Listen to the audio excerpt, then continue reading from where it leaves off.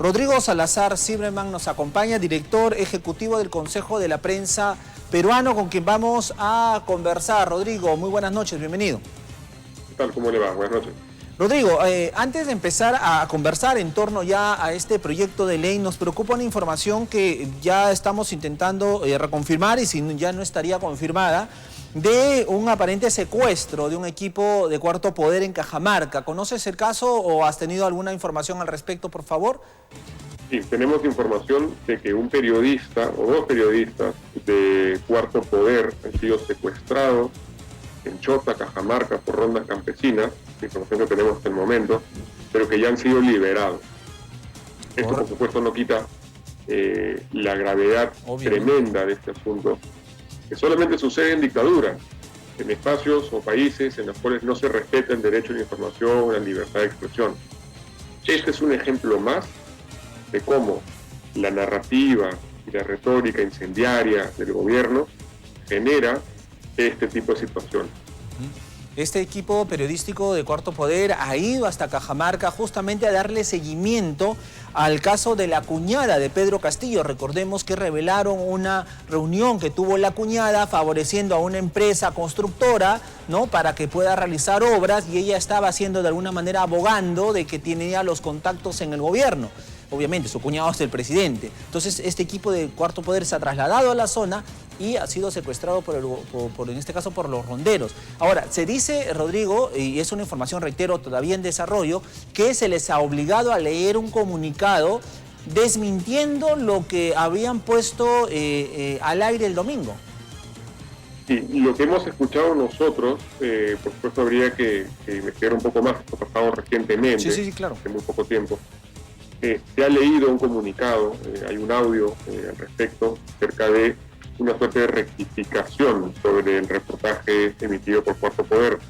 Si esto fuera así, esto implica evidentemente que el periodista lo ha hecho porque ha sido presionado para hacerlo, porque podría haber corrido peligro su vida. Igual recalco nuestro absoluto rechazo a cualquier acto de violencia contra periodistas o contra cualquier peruano. Estas cosas se han visto en países como Nicaragua, se han visto en países como el Perú en los años 80, años 90. Gustavo Gorriti fue secuestrado, recordemos, por el gobierno de Alberto Fujimori. Y no podemos aceptar que existan este tipo de brazos organizados, violentos, que atenten contra la democracia, contra la información y contra toda la ciudadanía. Es absolutamente condenable. Perfecto, Rodrigo.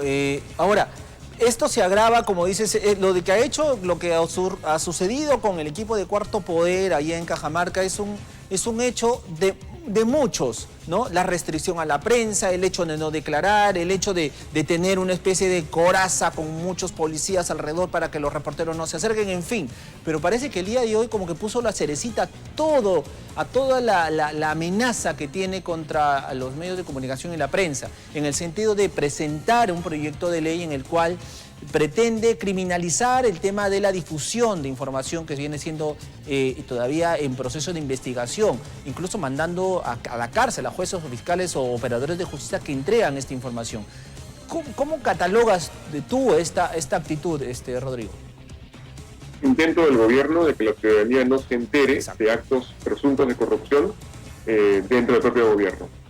Si un gobierno que está investigado por presuntos casos de corrupción como el de Pedro Castillo, si un presidente, es el primer presidente en la historia del Perú en ser investigado por la Fiscalía en funciones por casos de corrupción, emite un proyecto de ley para amordazar a jueces y fiscales para que no difundan información a medios de comunicación sobre investigaciones de corrupción, ¿qué significa eso? ¿No? Evidentemente tiene un interés de opacar, ocultar cualquier tipo de situación que implique pues conocimiento de la ciudadanía sobre asuntos del gobierno. Entonces, lo que podremos decir es que el gobierno está intentando que la ciudadanía tenga una suerte de venda en los ojos y unos tapones de los oídos para que no sepa lo que pasa en el gobierno.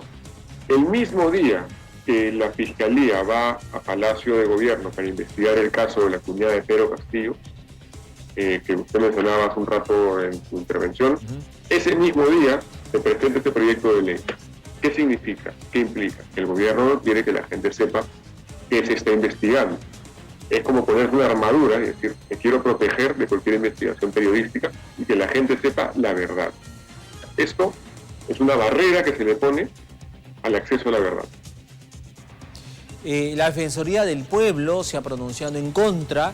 Incluso la misma presidenta del Poder Judicial, Elvia Barrios, con ella conversamos cuando estuvo acá en Trujillo, acá en el set de Línea Directa, y ella ya se había adelantado, porque le hice la interrogante, se había adelantado en la respuesta de sentir diciendo, las normas están hechas, no se necesita ninguna más adicional, dejando en claro que la propuesta del gobierno definitivamente atentaba ya contra los derechos, como tú lo has dicho, del ciudadano, su derecho de estar informados. Así es, la presidenta del Poder Judicial ha dicho que el Código Procesal Penal ya tiene un proceso disciplinario para fiscales u otras personalidades pues, que difundan información. Si ya existe, incluso hasta la destitución, si ya existen sistemas como este, ¿para qué crear un nuevo proyecto de ley? Y que lo haga el mismo gobierno que no tiene ningún tipo de legitimidad para este tipo de situaciones porque está investigado por casos de corrupción. Y por otro lado, también la presidenta del Poder Judicial dijo que por más que en el proyecto de ley no se menciona una sanción a periodistas, podrían eventualmente ser procesados por ser instigadores o cómplices.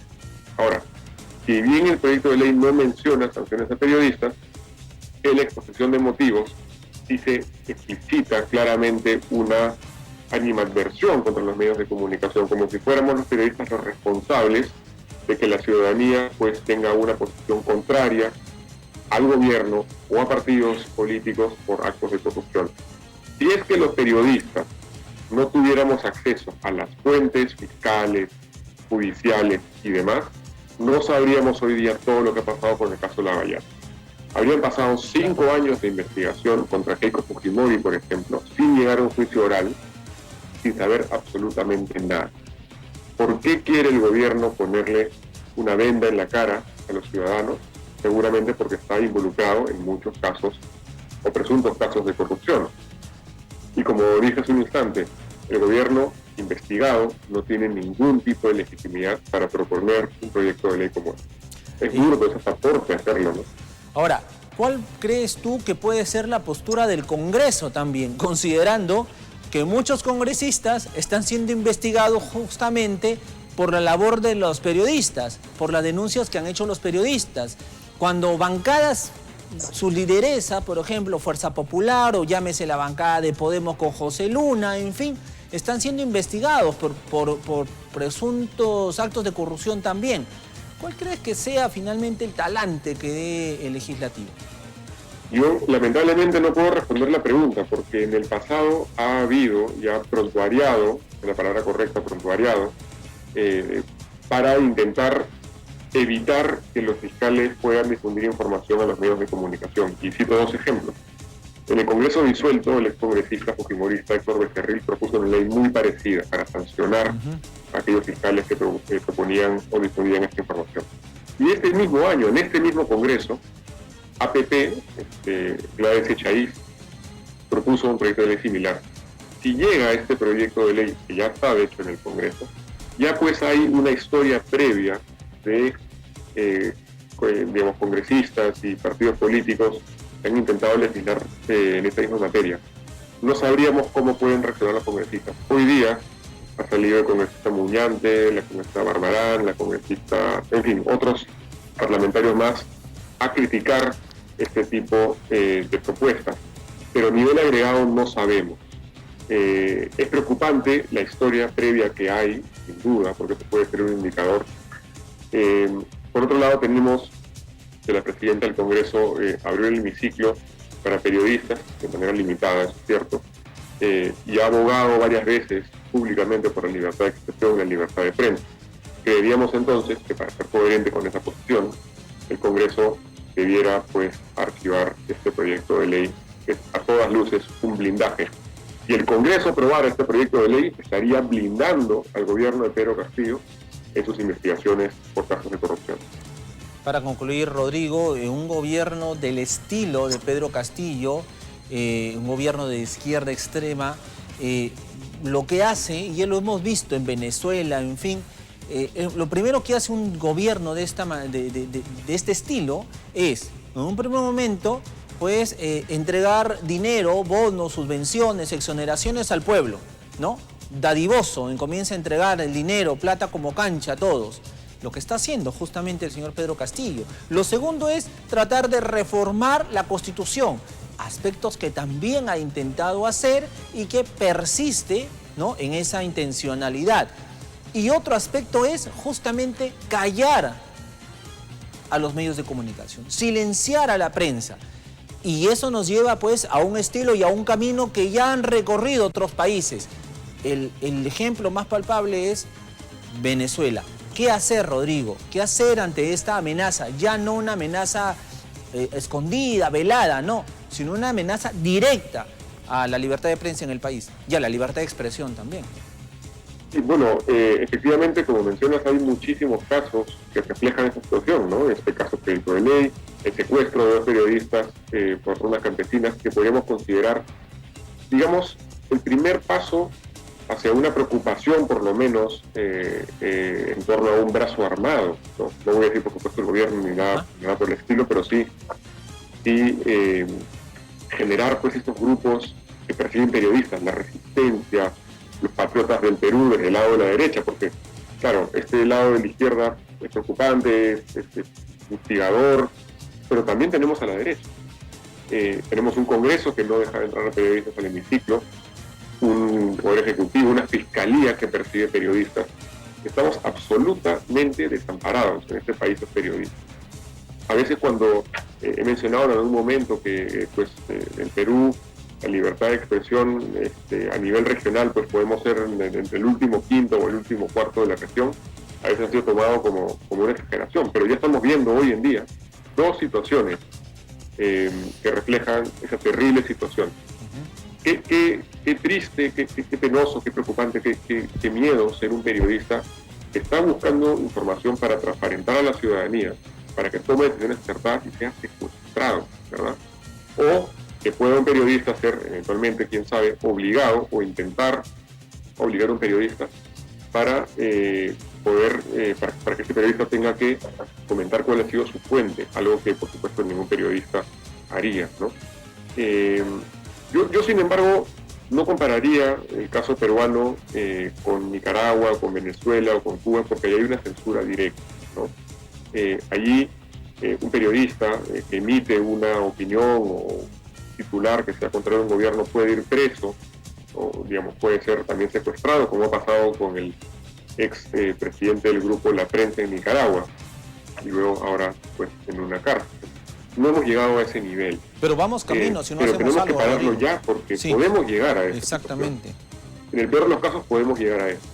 Tenemos instituciones como el Consejo de la Prensa Peruana, el IPIS, la Asociación Nacional de Periodistas, la Defensoría del Pueblo, pero nosotros, si bien tenemos un poder en términos de llegada a la gente, de intentar convencer, de dialogar, no tenemos capacidad legislativa, no tenemos capacidad de sanción, no tenemos ninguna capacidad de investigación penal, por supuesto, ¿no?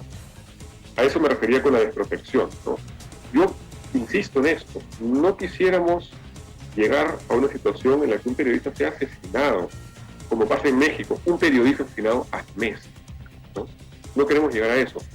¿En qué momento la policía, el Ministerio del Interior, la Fiscalía se van a preocupar por hacer algún tipo de investigación a todas estas personas que amedrentan, insultan, persiguen y atacan periodistas? Seguramente las personas que han sido hoy día o que han secuestrado al periodista o que han intervenido al periodista van a caminar como perro por su casa, por todos lados, entonces nadie lo va a investigar.